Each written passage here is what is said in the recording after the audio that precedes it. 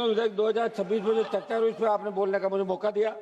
शपथ जी, ये केवल एक विधेयक पर नहीं बल्कि देश के करोड़ों श्रमिकों के भविष्य पर चिंता की बात और उस पर सारे वक्ता आज बोल रहे हैं।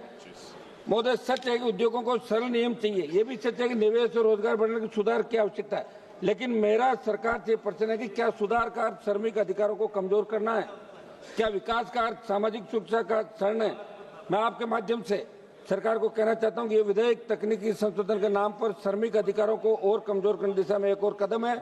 सरकार ये कहती है कि स्पष्टता के लिए, तो देश भर के ट्रेड यूनियन क्यों इसका विरोध कर रहे हैं? क्या कारण है कि श्रमिक असुरक्षित महसूस कर रहे हैं? सावत जी, सरकार का तर्क है ये विधेयक छोटा सा है। मैं एनडीए सरकार से पूछना चाहता हूँ, ये आकार में छोटा जरूर हो सकता है विधेयक आपका, लेकिन हमारी अर्थव्यवस्था की जो रीढ़ है श्रमिक वर्ग के अधिकारों से जुड़ी बड़ी बड़ी समस्याओं को दरकिनार करता है। इसलिए आप श्रमिकों के मौलिक मुद्दे को क्यों छोड़ रहे हैं, जिनके कारण से न केवल श्रमिक वर्ग की पूरा औद्योगिक माहौल असंतुलित हो गया? सावत महोदय, सरकार श्रम कोडों में जो बदलाव लेकर आई है, बड़ी चिंता ये है कि श्रम कोडों में किए गए बदलाव ने श्रमिकों के मौलिक अधिकारों को कमजोर कर दिया। कई श्रमिक समूह अब अपने बुनियादी अधिकारों जैसे सामूहिक सौदेबाजी, उचित वेतन, संरक्षित नौकरी और हड़ताल के अधिकारों को खोते हुए महसूस कर रहे हैं। ये कोई छोटी बात नहीं, इसलिए सरकार को ऐसे बदलाव करने से पहले संविधान की मूल भावना का अध्ययन करने की आवश्यकता है। सावत महोदय, इस विधेयक पर चर्चा करते हुए राजनीतिक मतभेद मैं व्यक्त नहीं कर रहा हूँ, बल्कि संविधान की उस व्याख्या की ओर सदन का ध्यान आकर्षित कर रहा हूँ जिसे समय माननीय सुप्रीम कोर्ट ने समय समय पर स्पष्ट किया है। अनुच्छेद 14 जो हमें समानता का अधिकार देता है, यदि श्रमिकों की परिभाषा संकुचित कर दी जाती है और बड़ी संख्या में कामगार कानूनी सुरक्षा से बाहर हो जाते हैं, समानता के सिद्धांत पर प्रश्न उठता है। सावत महोदय, अनुच्छेद 19(1)(c) जो हमें संघ बनाने की अनुमति देता है, ट्रेड यूनियन बनाना और सामूहिक सौदेबाजी करना मौलिक अधिकार है। यदि हड़ताल के लिए कठोर पूर्व सत्य नोटिस अवधि और दंडात्मक प्रावधान अत्यधिक कड़े किए जाते हैं तो इस अधिकार को व्यवहार में निष्प्रभावी बना देता है। हड़ताल करने का अधिकार मजदूर का हथियार माना जाता है। इसलिए मेरा आग्रह है कि इसमें संशोधन आप करके और नए सिरे से विचार करें।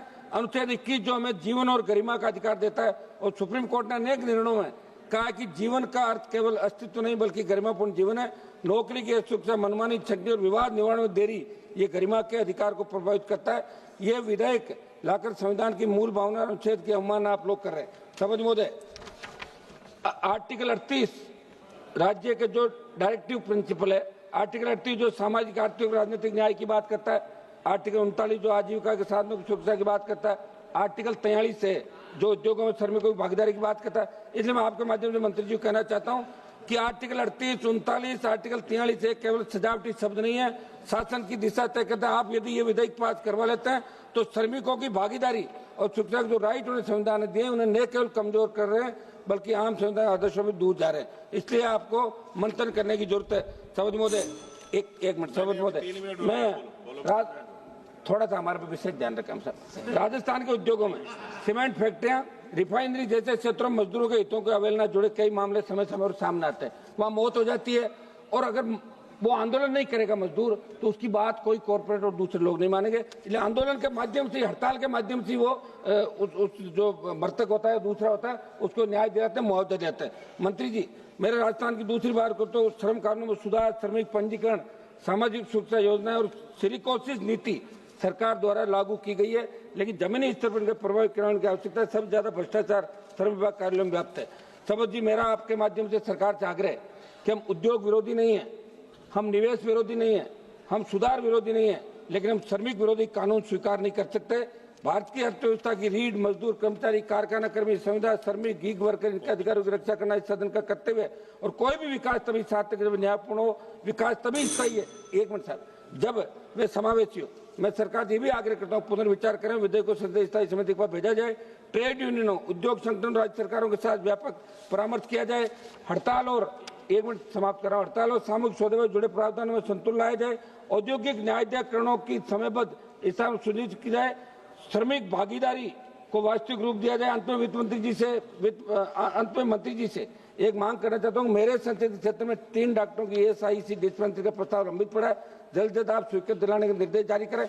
एक सभापति महोदय, आखिर में मैं कहना चाहूंगा कि उद्योग लग रहे हैं, रिफाइनरी आ रही है, फैक्ट्रियां आ रही है, जगह जगह जमीन आप अधिकृत कर रहे हैं, नौकरियां आप दे नहीं रहे हो, तो मेरा आग्रह कि स्थानीय लोगों को 80% रोजगार का कानून स्टेट बनाए, दिल्ली बनाए, और संविदा कर्मी जो आप लगा रहे हो इनका भविष्य क्या है, क्या फ्यूचर है इनका, इस बारे में भी सरकार को ठोस नीति बनाने की आवश्यकता है। हम इस विधेयक का विरोध करते हैं और इसे वापस भेजना चाहिए।